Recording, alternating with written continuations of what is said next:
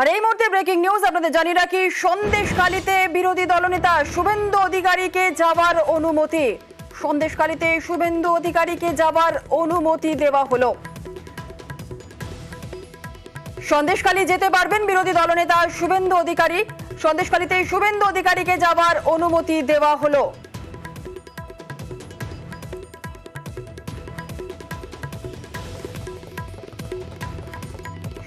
সন্দেশখালীতে শুভেন্দু অধিকারীকে যাওয়ার অনুমতি দেওয়া হলো।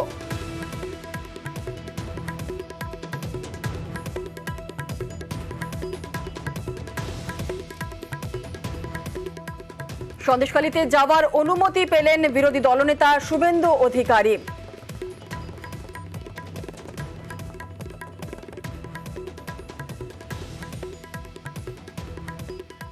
সন্দেশখালীতে শুভেন্দু অধিকারীকে যাওয়ার অনুমতি দেওয়া হলো এবং সন্দেশখালীতে তিনি যেতে পারবেন এমনটাই অনুমতি দেওয়া হলো। বৃহস্পতিবারই শুভেন্দু অধিকারী যেতে পারবেন। আমাদের সঙ্গে রয়েছেন আমাদের প্রতিনিধি অর্ণব হাজরা, বিস্তারিত বলবে অর্ণব। দেখো, শুভেন্দু অধিকারী রাজ্যের বিরোধী দলনেতাকে দ্বিতীয়বারের জন্য সন্দেশখালী যাওয়ার অনুমতি দিল কলকাতা হাইকোর্ট। এর আগে কলকাতা হাইকোর্টের অনুমতি নিয়ে 19শে ফেব্রুয়ারি সন্দেশখালী পৌঁছান শুভেন্দু অধিকারী, কিন্তু তারপরে তিনি 26শে ফেব্রুয়ারি যেতে চাইলেও তাকে যেতে দেওয়া হয়নি, অনুমতি দেওয়া হয়নি।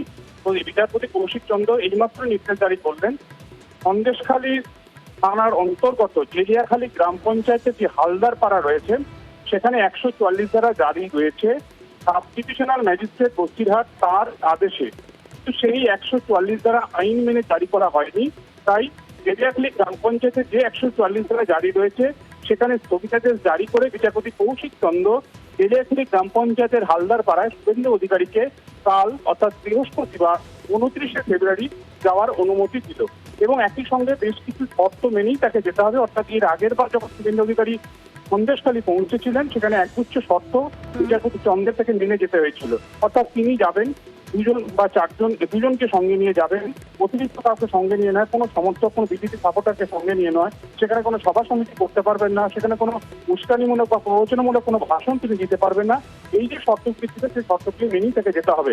এবার যেটা নতুন হলো, শুভেন্দু অধিকারী হালদারপাড়ায় যাবেন আদালতের অনুমতি নিয়ে, ঠিক আছে, কিন্তু কাল তিনি যখন যাত্রা শুরু করবেন সেই যাত্রা শুরু করার আগে তিনি হাইকোর্টের নির্দেশ টোটো ফলো করে যাবেন, সেটা সন্দেশখালী থানার পুলিশকে আগে থেকেই ইমেল করে জানিয়ে দিতে হবে। অর্থাৎ তাকে আন্ডারটেক করতে হবে, মুচলেখা দিতে হবে।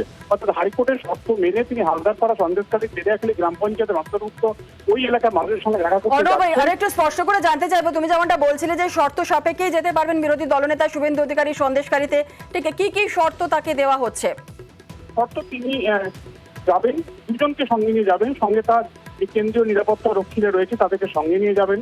তিনি কোনো বিজেপি সাপোর্টার বা কোনো সমর্থককে সঙ্গে নিয়ে যেতে পারবেন না, কোনো ভাষণ তিনি সেখানে দিতে পারবেন না, কোনো প্ররোচনামূলক বক্তব্য তিনি রাখতে পারবেন না, কোনো উস্কানিমূলক বক্তব্য রেখে গ্রামবাসীদের তিনি শোনাতে পারবেন না।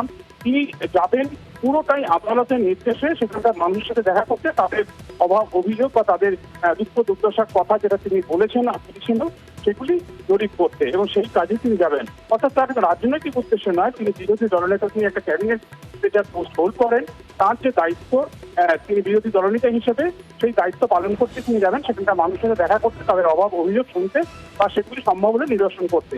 অর্থাৎ সেই শর্তগুলি মেনে তিনি যাবেন। এবার যেটা নতুন হলো, তিনি নিজে, শুভেন্দু অধিকারী নিজে সন্দেশখালী থানার পুলিশকে ইমেল করে তার মুচলেখা দেবেন যে হাইকোর্টের এই শর্তগুলি হালদার পাড়ায় যাচ্ছেন, সেক্ষেত্রে কালকেই দিতে হবে। অর্থাৎ বৃহস্পতিবার তিনি যাত্রা শুরু করেন, সেই যাত্রা শুরুর আগে সন্দেশখালী থানায় তার ইমেল পৌঁছাতে হবে, এমনটা নির্দেশে জানানো হলো। তবে একই সঙ্গে তোমায় জানিয়ে রাখছি, এই নিয়ে তৃতীয়বার, প্রথমবার বিচারপতি জয় সেনগুপ্ত পুরো সন্দেশখালী 2 ব্লকেই 144 ধারা জারি বাতিল করেছিল 13ই ফেব্রুয়ারি, এবং 13ই ফেব্রুয়ারির পর আমরা জানি কিছুদিন আগে 18ই ফেব্রুয়ারি বিচারপতি কৌশিক চন্দ্র সন্দেশখালীর যে প্রায় 15টা জায়গায় 144 ধারা রয়েছে সেখানে স্থগিতাদেশ জারি করেছিল।